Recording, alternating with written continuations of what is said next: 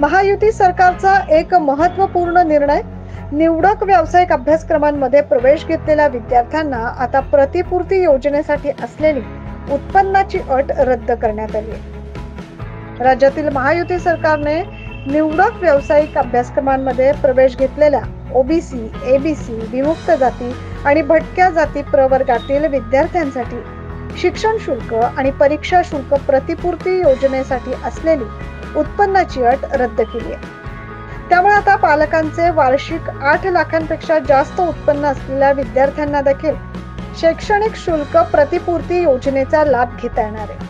पालकांची वार्षिक उत्पन्नाची अट रद्द करण्यात आल्याने आता केवळ नॉन क्रिमिलियर प्रमाणपत्र सादर करावे लागणार। महायुतीच्या या क्रांतिकारक निर्णयाचं ओबीसी समाजाकडून मोठ्या प्रमाणात स्वागत करण्यात आलं।